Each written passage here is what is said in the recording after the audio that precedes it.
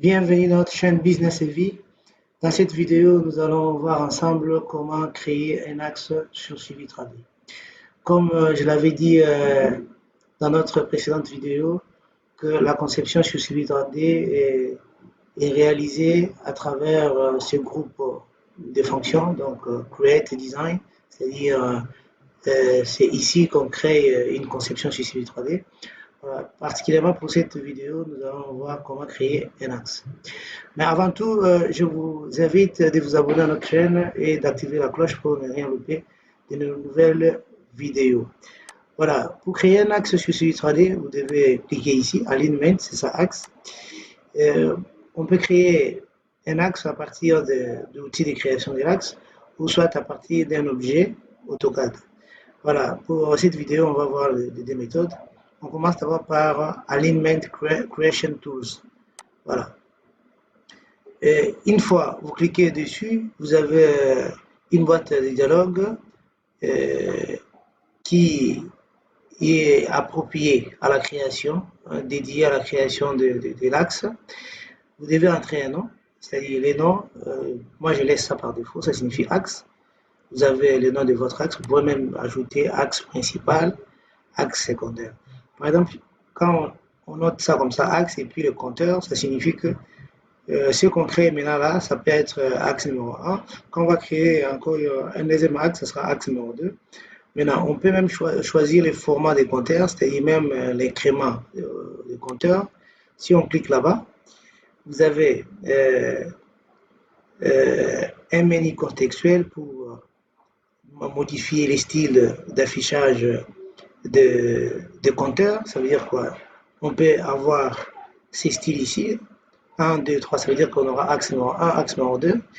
Maintenant, ici, on dit, voilà, on commence par quel nombre? Bon, moi, j'ai dit 10, et puis incrément value, donc ça va commencer à s'ajouter à chaque fois. Ici, j'ai créé l'axe numéro 10, l'axe suivant, ce sera l'axe numéro 20, et l'axe numéro 30, 40, et ainsi de suite.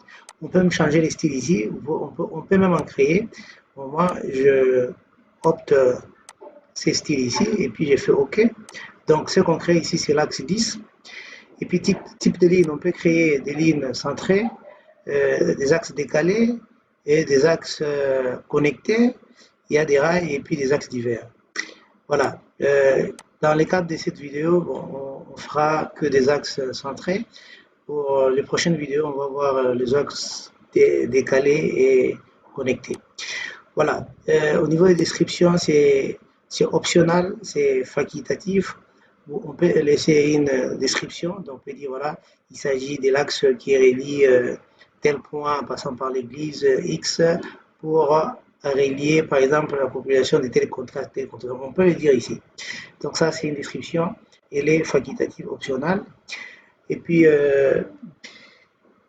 starting station, c'est-à-dire ici on peut se dire voilà, c'est une continuité d'un projet, donc on donne un autre numéro ici, au lieu de 0, 0, on peut dire voilà 1 plus 0, donc on commence par 1000 par exemple, et puis ici on a des onglets, on a General, et puis on a Design Criteria, ça veut dire ici, vous renseignez les paramètres généraux, ça veut dire que les sites dans lesquels vous allez créer votre projet, bon, généralement moi je les laisse en aucun site, c'est-à-dire none, ou soit si vous choisissez un site, ça veut dire que vous pouvez faire plusieurs projets, mais qui se trouvent sur un même site pour faciliter l'interaction.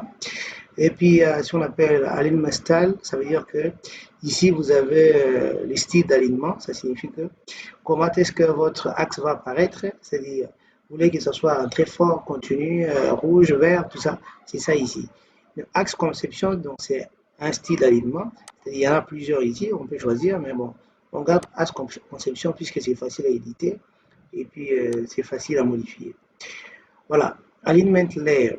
Ici, vous avez les calques dans lesquels vous créez votre axe. Ça veut dire qu'on peut changer des calques, chercher d'autres calques ici et puis chercher votre calque approprié pour aussi en créer si vous voulez.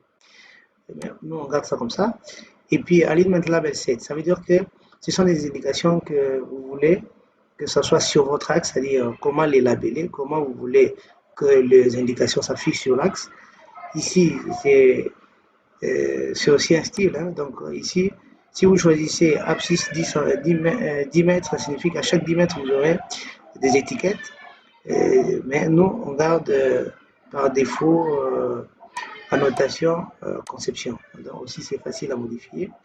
Aussi, à la limite, vous pouvez aussi en créer votre manière de labeller. On va voir ça dans notre vidéo. Et puis, vous faites OK. Avant même de faire OK, vous pouvez venir ici. Il y a critères design. Ici, vous définissez la vitesse de base de votre axe. C'est pour permettre à CV 3D de pouvoir prêter des paramètres par défaut liés à votre vitesse ici. Vous pouvez même faire entrer les détails que vous avez. Ça veut dire que les rayons, l'étape des rayons, et puis les détails de géométrie de votre route. Voilà. Mais ici, on garde seulement la vitesse de base pour ne pas faire beaucoup de choses. Voilà, ici, on fait OK. Voilà, vous avez maintenant l'outil de création de l'axe routier. Maintenant, ce qu'il faut faire ici, c'est que il faut commencer à créer l'axe. Ici, vous avez cet onglet qui permet de créer des tangents. Ça veut dire que vous avez des axes, donc des alignements droits, c'est-à-dire droit. Donc ici, il n'y a pas de courbe. Ici, il y a des alignements droits avec courbe. Ça veut dire si vous faites des alignements droits, CV 3D vous insère une courbe par défaut. Mais pour paramétrer ce courbe, on peut venir ici.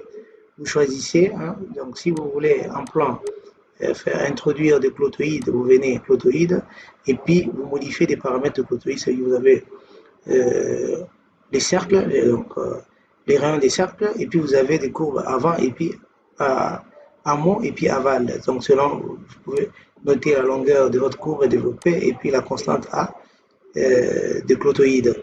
Ici, par exemple, on peut se dire, voilà, on mettra ça, par exemple, à 150, on fait OK. Ça veut dire que quand on va faire notre tangente with courbe, ça veut dire qu'il sera utilisé ce paramètre par défaut. On prend tangente sans courbe. Voilà. On peut, à la limite, au lieu de commencer ici, donc il y a plein d'encombrements. Les courbes à niveau, ça risque de déranger. On peut les sélectionner, clic droit. On peut éditer les styles d'affichage des surfaces. On prend périmètre. C'est pour dire, voilà, on garde que l'axe, on garde que la limite de la surface. Donc c'est pour facilement créer des axes ici.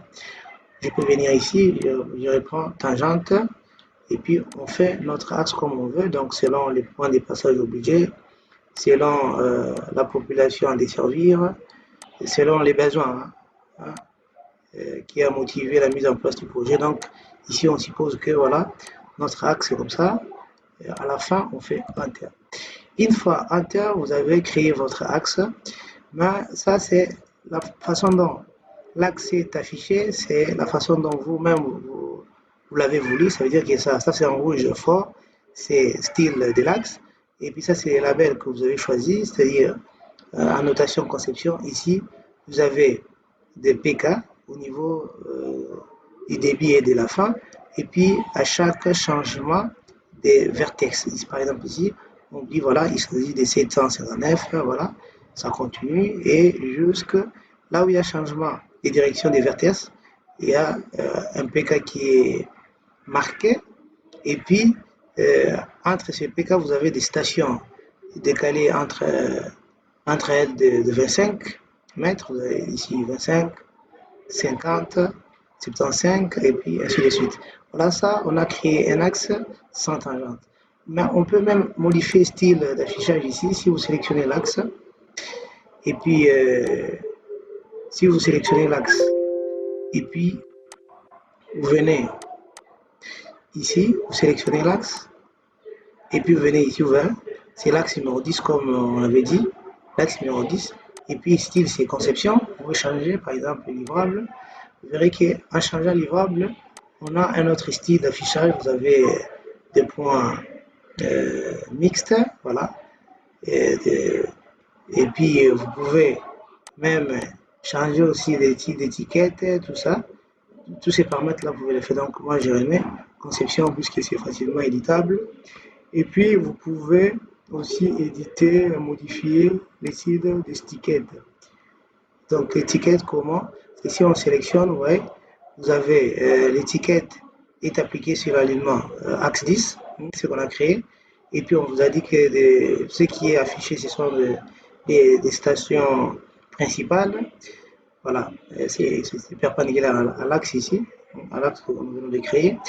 Et puis, on vous dit l'incrémentation de chaque station, on vous dit que c'est 25, vous pouvez même changer, vous pouvez dire, voilà, on met 50, on fait entre, voilà, ici vous avez 100, et puis vous avez 150. Ça veut dire que c'est maintenant l'écart, c'est 50, et puis use alignment start station, ça y est, si vous voulez que votre station ici soit visible, true, si c'est pas visible, vous mettez false. Et puis ici, la même chose pour la fin, use alignment end station, c'est-à-dire si vous voulez pas afficher la fin de l'axe, ça, c'est-à-dire vous pouvez dire false. Voilà. Une fois que vous avez créé votre axe, pour créer un autre axe, vous devez sortir de ces menus de création, puisque Alignment Layer Tools Axe, c'est 10, c'est axe 10. C'est-à-dire si vous continuez à dessiner des axes, pour lui, ce sera les mêmes axes qui continuent. Ça veut dire que pour Civil 3D, si j'ai fait ça, par exemple tangente, tangente, je continue, voilà, ça signifie, si je sélectionne ça, ça sélectionne tout, ça signifie que c'est toujours les mêmes axes 10. Pour créer d'autres axes, vous devez sortir de ces menus ici, voilà. Voilà, je rentre d'abord, voilà. Et puis, on sort des menus. Là, on a créé à partir de l'outil de création. Je viens encore ici, on lance Alignment Tools de nouveau pour créer notre axe. Voilà, vous avez les mêmes menus contextuels. Comme on a déjà créé axe 10, maintenant ce sera axe Feint avec l'incrémentation qu'on a choisi ici. Donc ce sera Afterwards. Et puis ici, vous avez des styles d'alignement et puis des styles de labels. On fait OK. Voilà. Créer, cette fois-ci, on va créer avec courbe. On prend avec courbe. On peut commencer ici, secondaire, voilà. On crée ici, on vient là-bas. Voilà, ça c'est notre axe. Vous pouvez même le voir ici, c'est axe 20. Et puis voilà, jusqu'ici, on fait Enter. Voilà. Voilà notre axe avec courbe.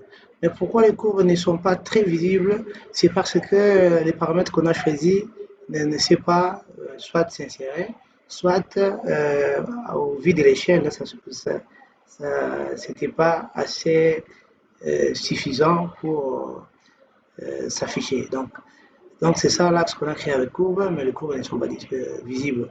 Donc c'est par rapport aux paramètres par défaut qu'on avait introduit. Voilà, ça c'est, on sort de l'outil de création de l'axe 20.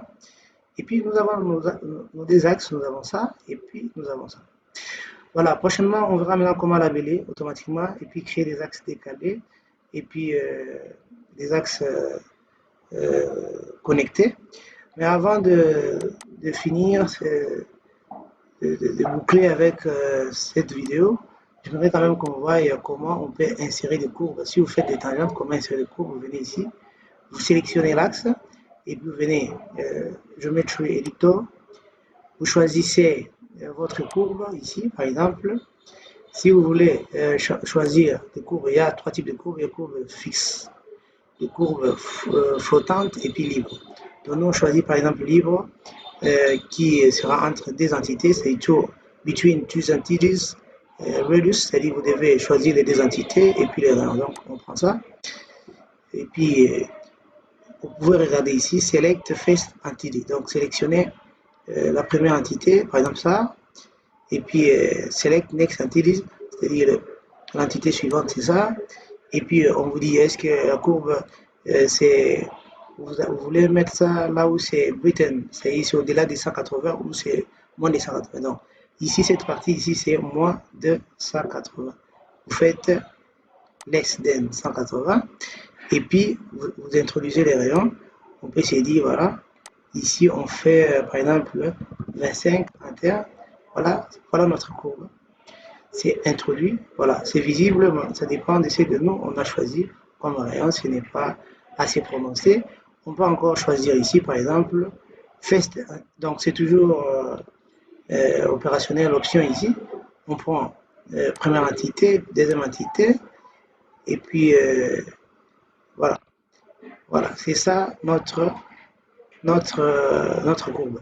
On peut encore introduire ça ici pour dire voilà, on veut encore faire between deux entités, première entité et puis deuxième entité. On fait un trait, Non, non. On fait première entité, et puis, voilà. Normalement, ici, si ça ne fonctionne pas, ça signifie qu'ici, ce ne sera pas possible de les connecter au vue des rayons. En principe, voilà, greater than, c'est less than, c'est-à-dire on choisit less than, on introduit les rayons. Par exemple, là-bas, on avait introduit 25, on met 50 ici. Voilà, vous avez notre courbe qui est insérée, c'est-à-dire ici, vous pouvez même sélectionner ça, même modifier des paramètres si vous voulez. Si vous voulez changer les rayons, on peut voir, ici c'était 25, on met 50 par exemple, ça va modifier, parce que l'apparence, c'est ça, ça modifie. Donc ainsi de suite, on peut aller comme ça pour modifier, par exemple, on peut mettre 150, et puis ici encore 150, voilà, on fait enter.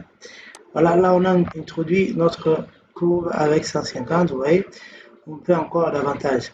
Comme vous avez introduit libre, ça signifie que vous devez, à la limite, ici, ce qu'il faut faire. Pourquoi c'est important de faire aussi libre? Parce que généralement, si vous introduisez des raccordements libres, si vous sélectionnez ça, par exemple, je sélectionne un alignement droit, c'est-à-dire, et puis je bouge ça, voilà, je peux bouger ça, les points d'intersection, je bouge, même à l'intérieur, voilà. Voilà, notre courbe reste toujours tangente à ces deux segments. On peut continuer à bouger, par exemple ici, c'est toujours tangent, mais ça signifie que lorsque vous dépassez et puis ça disparaît. Par exemple ici, c'est toujours tangent, vous avez ça, c'est toujours tangent. La courbe est là. Et si vous venez au-delà d'une certaine valeur, on vous dit que le raccordement n'est plus possible. Ça veut dire que vous n'avez. Donc ici, vous n'avez plus. Si vous cliquez là-bas, c'est plus possible de raccorder. Donc vous devez rentrer. Voilà. Par exemple ici, c'est possible. Voilà. Ça, c'est le raccordement des axes. On a fait notre axe et puis on a montré comment raccorder avec des courbes libres. Maintenant, si vous choisissez par exemple ça, cette courbe ici, et puis je prends au niveau de notre courbe, par exemple, je crois que ça doit être ça, on déverrouille ici, on choisit, vous voulez que ça soit contraint sur les deux côtés, c'est-à-dire sur les deux éléments droits, vous choisissez par exemple d'un seul côté, hein, je viens ici, et choisis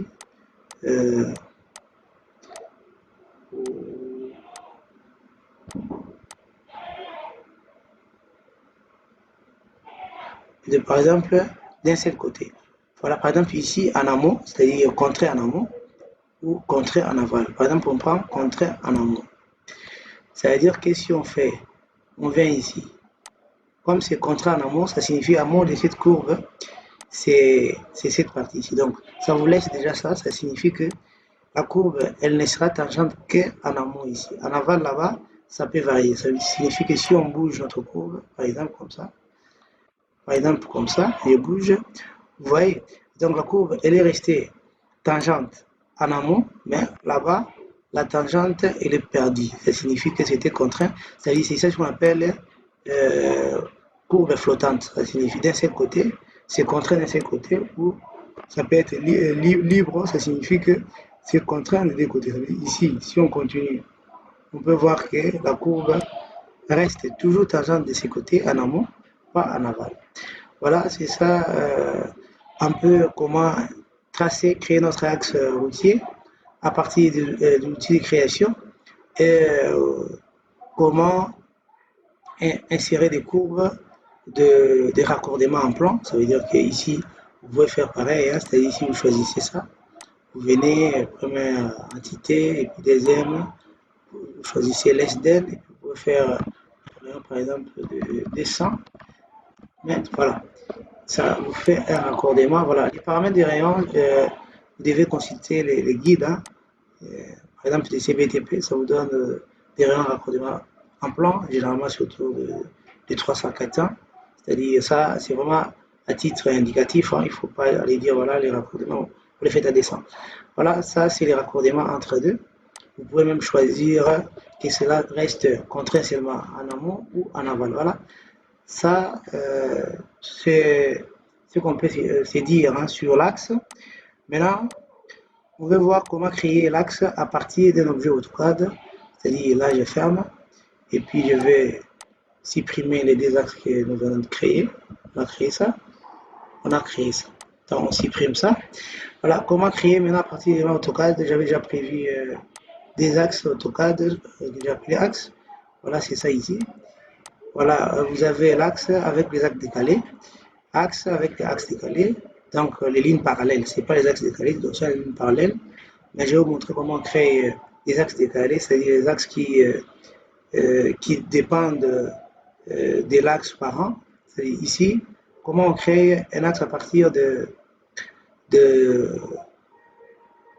d'un objet, donc polyline, tout ça, AutoCAD. Comment on fait? À partir d'ici, vous venez ici, vous sélectionnez Alignment et puis Create Alignment from Object. C'est-à-dire, on clique là-bas, on clique sur l'objet, c'est-à-dire sur l'axe en question, et puis vous faites Enter par les claviers.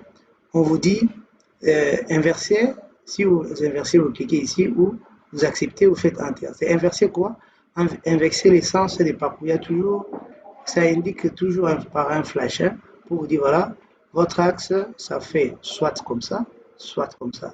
Par exemple, ici, on peut dire voilà, non, on fait Enter. Voilà, ça vous renvoie quasiment presque la même boîte de dialogue. Voilà, ici, avec les styles de noms que vous maîtrisez déjà, on peut venir ici.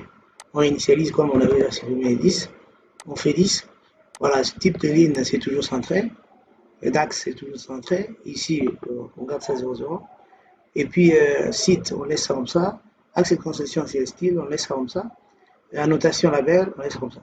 Là, ici, vous pouvez soit insérer directement des courbes entre les tangentes. Donc, comme on avait notre objet AutoCAD, c'était une succession de lignes, on peut directement insérer des courbes entre des alignements, bon, des lignes droites. Et puis ici, on vous demande Erase Existing Entities. C'est-à-dire, comme on a cliqué sur un objet AutoCAD, on vous dit si vous voulez les supprimer. Si vous voulez que ça reste, vous décochez. Si vous ne voulez pas avoir des courbes, vous décochez. Mais si vous voulez avoir des courbes, vous laissez. Donc, on peut décocher. On fait OK.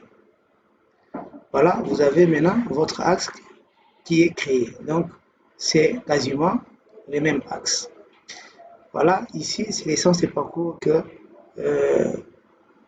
au début, on vous avait demandé soit d'inverser ou de maintenir. Si vous inversez, ça signifie que le PK0, ça va commencer ici et puis ça descend. Voilà. Ça, c'est notre axe créé à partir de l'objet AutoCAD.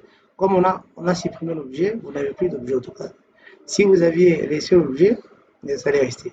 Mais par exemple ici, si vous voulez vous pouvez aussi faire entrer des courbes de niveau, des courbes, des raccordements entre des alignements droits. Vous pouvez les faire. Voilà. Donc ça, on a créé notre axe à partir d'objets, c'est-à-dire polylignes. On peut créer encore à partir des polylignes, c'est-à-dire on clique dessus. Et puis, ça vous dit généralement, maintenant cette fois-ci, si vous faites Enter, voilà, vous voyez, l'essence des parcours, c'est comme ça. C'est les PK0, c'est là-bas, ça va descendre. Là, j'écris, je dis inversé. Ça signifie que ça va commencer comme ça. Voilà, ça, on avait déjà réinitialisé, c'est bon, c'est bon, c'est bon. Si vous voulez ajouter des courbes, on laisse, on va laisser l'existant, on laisse, on fait OK. Voilà. Ici, vous avez, voilà, des courbes, des raccordements entre des éléments, des alignements droits, voilà, c'est ça. Des courbes avec des paramètres par défaut. On avait défini, voilà, vous avez ça. Et puis ici, PK0 commence ici, comme on avait inversé. On avait dit d'inverser, donc jusqu'à là. Voilà, j'espère que vous avez aimé. Abonnez-vous massivement.